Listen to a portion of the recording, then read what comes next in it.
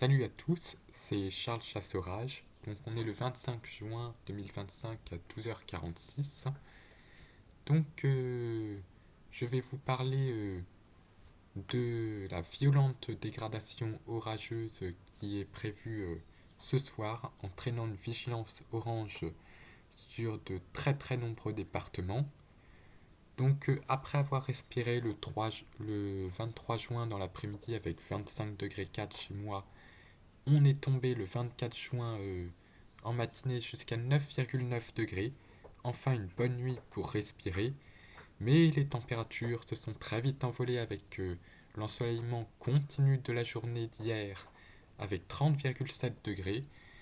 Et puis le temps a commencé à se radoucir également ce matin, puisqu'il a fait très chaud hier.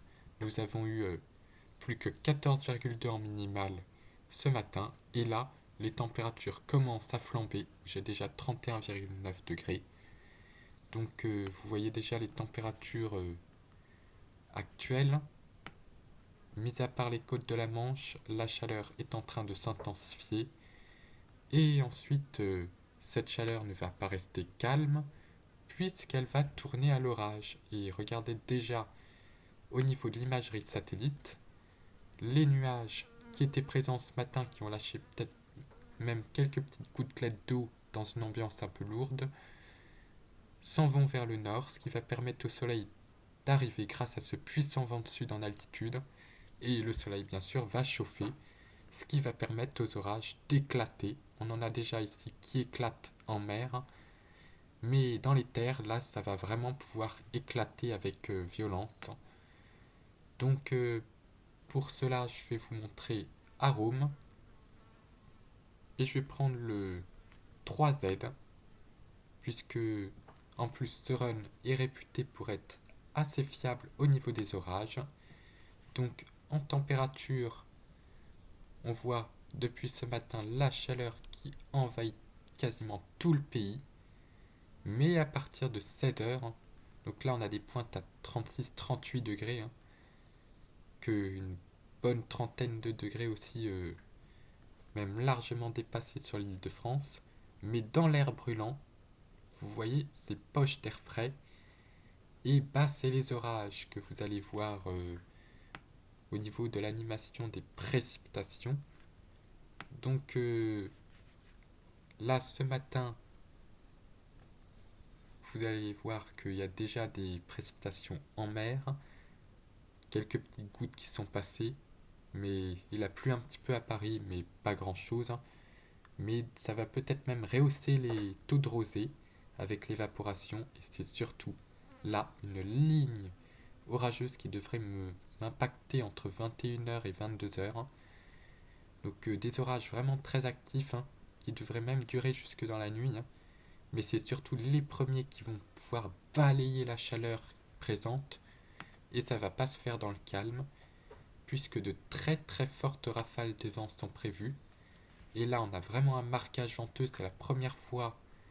C'est même mieux encore que la situation du 13 juin, puisque le marquage venteux passe par la Seine-et-Marne, alors que la dernière fois, c'est passé en Normandie et on avait bien eu des rafales de vent impressionnantes en Normandie.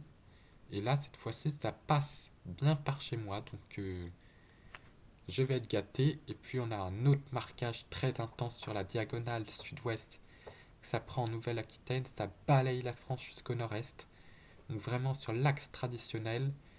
Et ces premiers orages remontant de l'Auvergne qui vont passer surtout sur la Seine-et-Marne. Donc peut-être une grosse ambiance ce soir. Et puis au niveau des rafales de vent, on en a déjà eu et bah,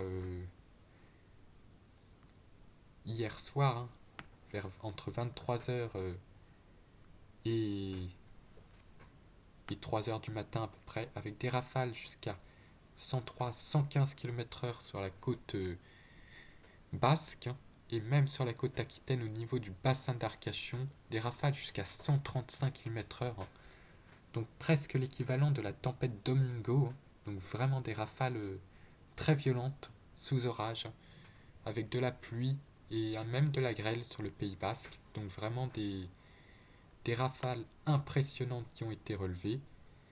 Et puis après ces orages, donc maintenant je m'étale sur le plus long terme.